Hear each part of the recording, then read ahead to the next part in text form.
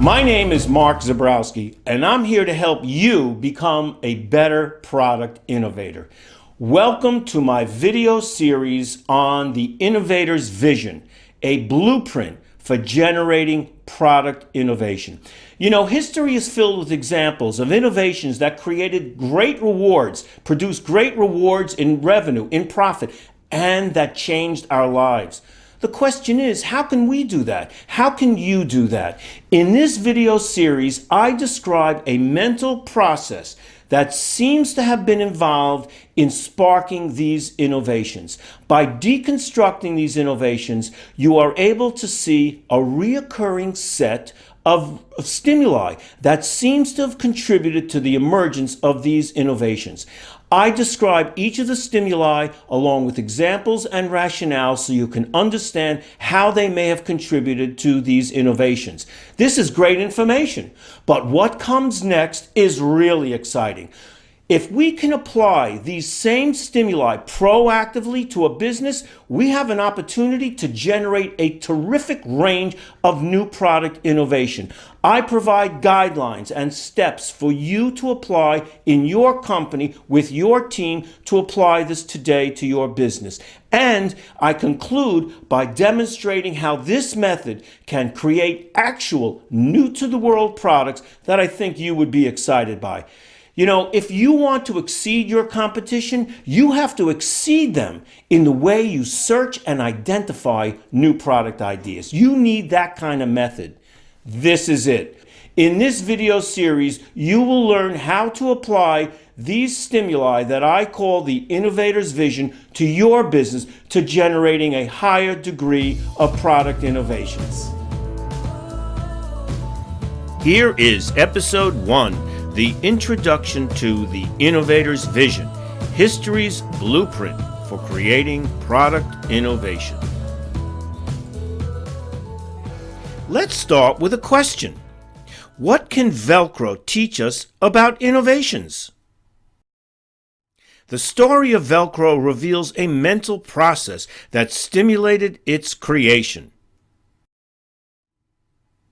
In the 1940s, a Swiss engineer went out hunting. He came across cockleburrs stuck onto his clothing.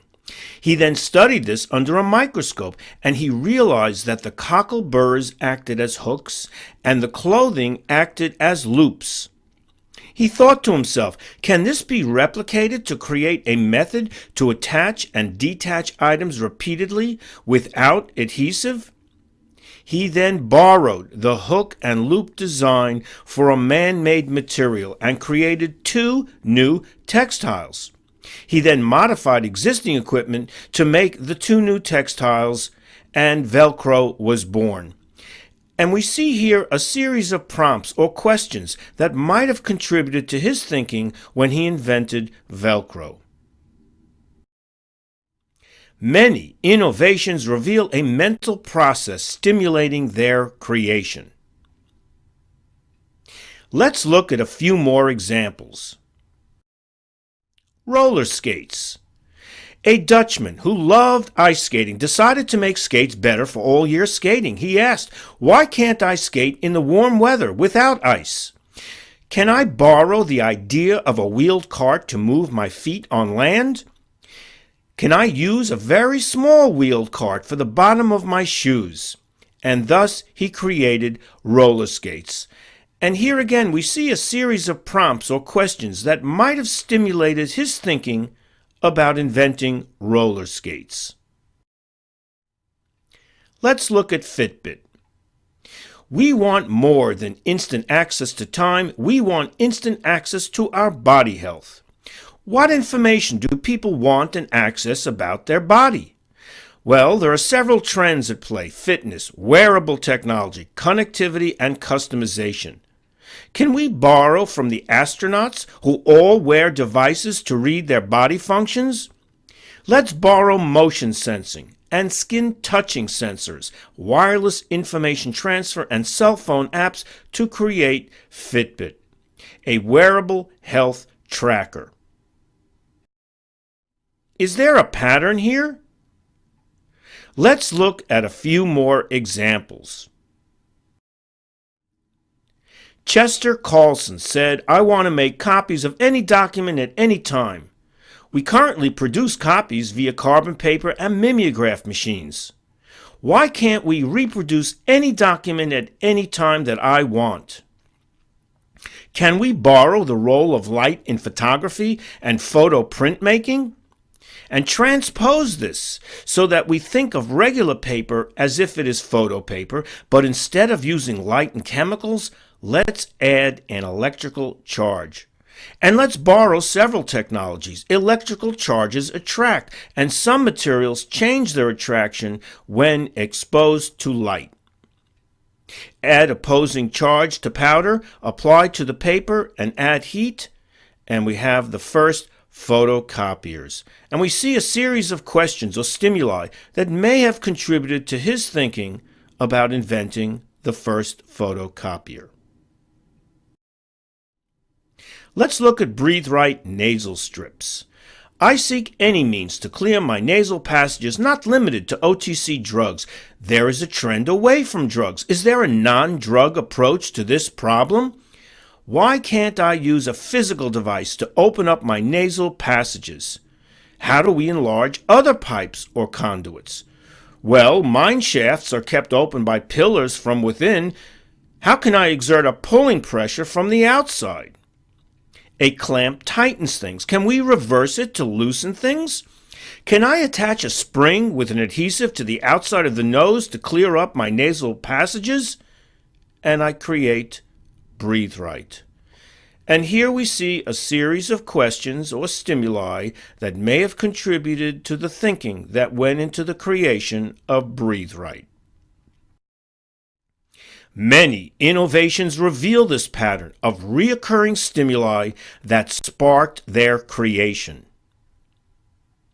whether acting explicitly or implicitly. I call these reoccurring stimuli the innovator's vision, expanded business definition, immersion in the arena, trend opportunities, challenging existing beliefs, borrowing or combining behavior, borrowing or combining technology, and mind tools. A blueprint to creating product innovations. Sometimes it appears that groups of questions combine to stimulate the innovation. And other times, it seems that just one question was key for stimulating the innovation. Sometimes these stimuli were at work within a team, and at other times they may have been active in just one person's mind. Sometimes these stimuli were active for days, weeks, or longer to generate the idea, and at other times it may have stimulated the idea in just a moment. And here is where it gets exciting.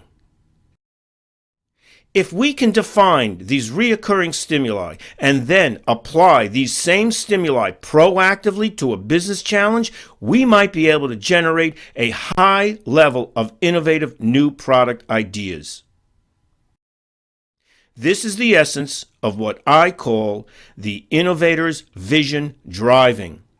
A blueprint for generating innovative new product ideas, a blueprint derived from historical innovations. This lecture series is all about applying this blueprint to your business to generate more innovative new product ideas. In these lectures, I define the reoccurring stimuli of the innovator's vision, and I offer a practical, step-by-step guide on conducting the innovator's vision driving in any team to generate new product ideas. I conclude by demonstrating how the innovator's vision driving can stimulate creation of actual new-to-the-world products. Here's a peek. A sun umbrella that moves with the sun so you don't have to. And shoes that self-adapt to changes in terrain. If you are content to follow the same new products path as your competition, Well, this lecture series is not for you. In this lecture series, there are 4 episodes. You are watching episode 1. In episode 2, I define the reoccurring stimuli of the innovations. In episode 3, I will show you how to conduct the innovator's vision driving in your team.